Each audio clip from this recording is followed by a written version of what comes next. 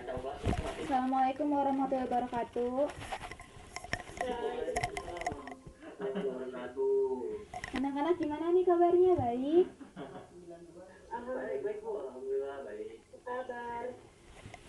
Kalau ibu sih alhamdulillah baik banget. Nah, udah pada siap belum untuk belajar? Sebelumnya isi dulu absen ya yang ada di kolom komentar. Boleh diisi di situ. Nah,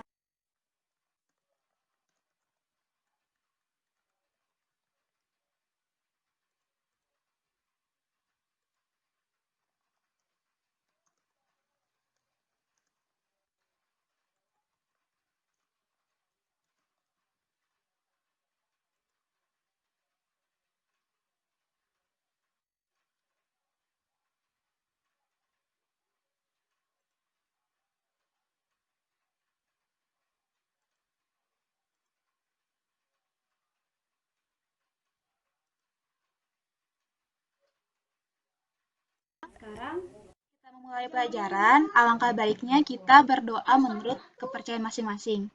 Berdoa dimulai. Berdoa selesai. Oke, sekarang kita langsung bahas aja ya pematerian dari teknik audio dan juga teknik video. Saya izin presenting ya.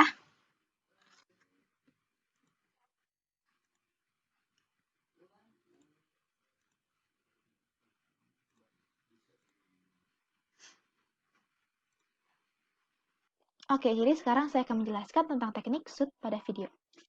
Nah, jadi kenapa sih kita harus belajar menggunakan teknik? Nah, videografi itu kan adalah suatu seni untuk bercerita visual. Nah, oleh sebab itu, selain mengoperasikan kamera, seorang videografer juga perlu tahu bagaimana cara mengarahkan gambar yang baik untuk disajikan kepada penonton. Oleh sebab itu, kita tuh harus belajar teknik-teknik. Nah, teknik yang paling pertama adalah ukuran gambar. Nah, di sini ada extreme close up shoot.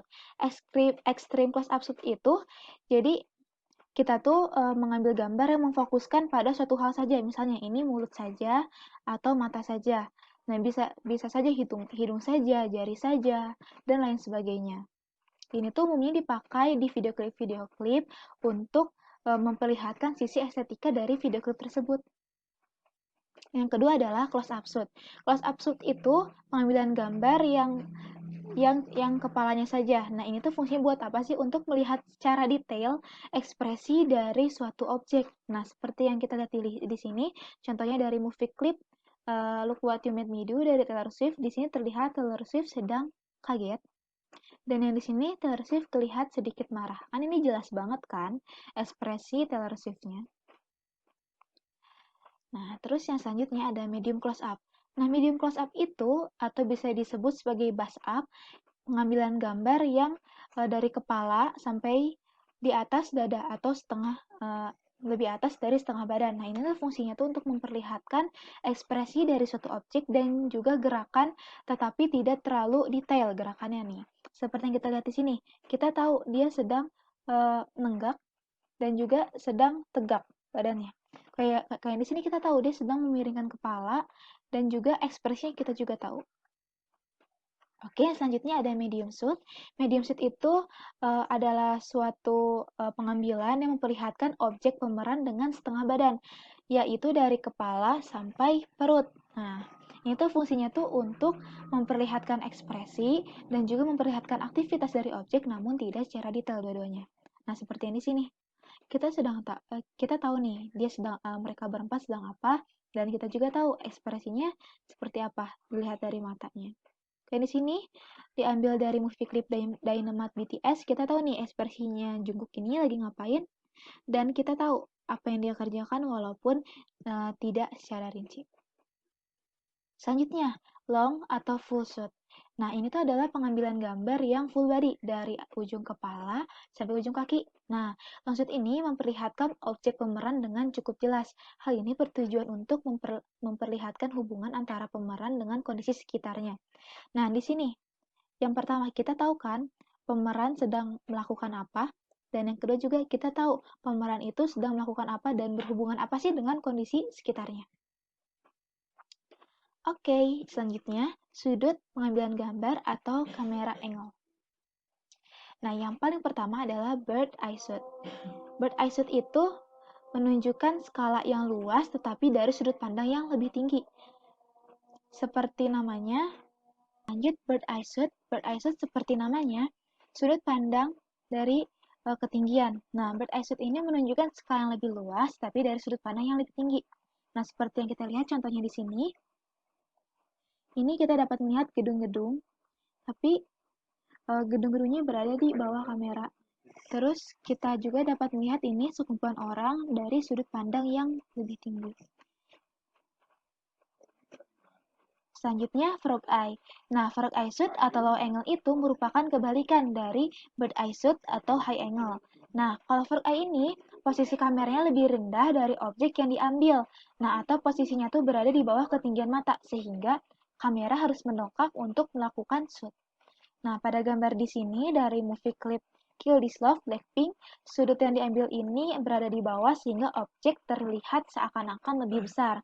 Nah, fungsi dari penggunaan frog eye shoot itu adalah untuk membuat si pemeran atau gambar ini menjadi lebih wibawa, menjadi lebih gagah dan seolah-olah lebih besar. Selanjutnya ada normal eye. Nah, normal eye itu adalah posisi kameranya sejajar dengan ketinggian mata objek yang diambil atau normalnya pada objek. Nah, misalnya di video klip di movie klip Bad Guy Billie Eilish ini ini kan setara nih video sudut pengambilan videonya dengan ketinggian Billie Eilish ini juga setara. Kalau misalnya objeknya manusia, kita setarakan dengan kepala manusia. Kalau objeknya kucing, kita setarakan dengan kepala kucing gitu. Jadi normal eye shot itu menyesuaikan dengan ketinggian dari objek itu sendiri. Terus yang terakhir adalah gerakan kamera atau moving kamera. Nah, yang pertama adalah Dutch angle shoot. Dutch angle shoot itu apa sih? Dutch angle shoot itu dibuat dengan memutar secara vertikal seperti orang atau bangunan dimiringkan sehingga cakrawala tidak lagi sejajar dengan bagian bawah frame. Nah, tipe shoot ini dapat digunakan untuk menunjukkan keadaan emosi atau mental karakter yang tidak stabil atau menambah perasaan meresahkan keadaan tertentu. Nah, Dutch angle shoot ini biasanya digunakan pada film-film horor untuk menambah ketegangan. Nah, ini saya ambil dari movie clip Taylor Swift yang berjudul Delicate. Bisa dilihat? Nah, Dutch angle itu seperti ini. Jadi, objeknya bergerak, kameranya juga bergerak memutar, sehingga hasilnya seakan-akan seperti dunianya yang berputar. Gitu.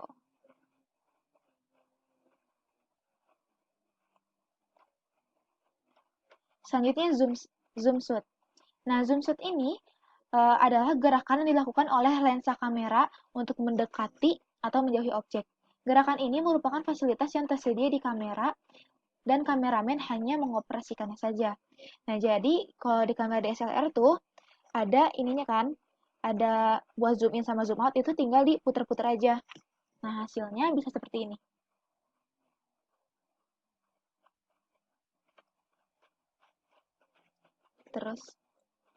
Terus selanjutnya ada dolly shoot. Nah, dolly shoot itu sebenarnya sama aja kayak zoom shoot. Namun yang membedakan adalah dolly shoot ini tidak menggunakan zoom in zoom out pada kamera, tetapi menggunakan dolly, alat yang bernama dolly yang dimaju sama dimundurkan. Nah, contohnya seperti ini ya. Nah, yang ini juga.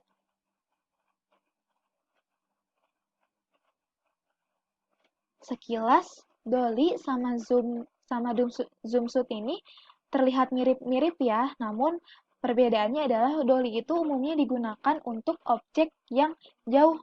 Nah, seperti ini, objek yang jauh. Kalau yang tadi, zoom umumnya digunakan untuk objek yang lebih dekat.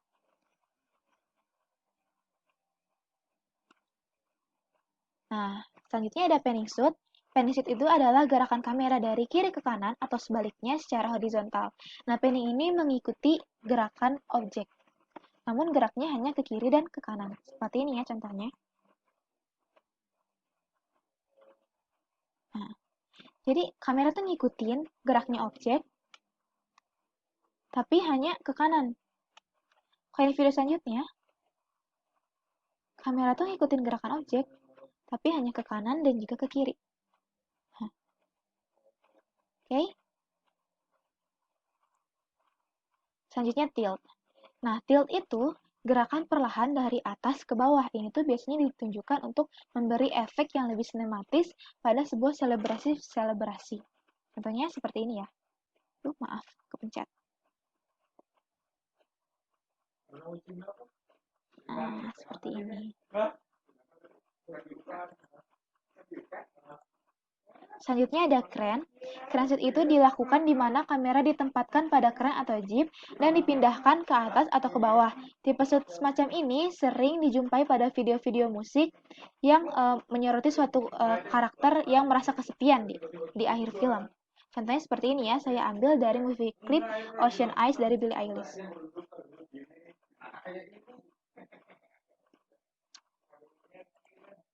Selanjutnya ada follow shoot. Follow shoot itu pengambilan gambar yang dilakukan secara mengikuti objek dan bergerak searah. Jadi kalau objeknya jalan, ngikutin jalan. Kalau objeknya lari, ngikutin lari. Kalau objeknya loncat, juga ngikutin loncat. Namanya seperti ini ya. Oke, sekarang jadi Ibu follow shoot itu mengikuti objek kemanapun objek kalian. bergerak. Ada dua. Yang pertama adalah menganalisis satu video klip dan mencari teknik shoot video atau angle kamera yang digunakan dalam video klip tersebut. Nah, cari dan screenshot lalu ini adalah referensi yang saya PDF. pakai. Yang kedua Bisa dipakai juga. Membuat video dengan durasi Sekian, minimal terima kasih. 5 menit yang mengandung minimal 10 teknik pengambilan video atau angle kamera dengan teknik bebas. Maaf, maksud saya maksimal 5 menit. Nanti untuk lebih lengkapnya saya akan upload di Google Classroom ya anak-anak. Mengenai tugasnya ada yang ingin ditanyakan? Ya, Bu. Tidak, Bu, alhamdulillah tugasnya Ibu. Ya. Oke. Nah, minggu depan kita akan menunjukkan cara pergerakan kamera berdasarkan frame dan angle yang ditetapkan, dan juga kita akan mulai mengedit video yang sudah dibuat. Oke, sekian dari pembelajaran hari ini. Mohon maaf kalau Ibu masih banyak salah. Semoga ilmunya bermanfaat. Assalamualaikum warahmatullahi wabarakatuh.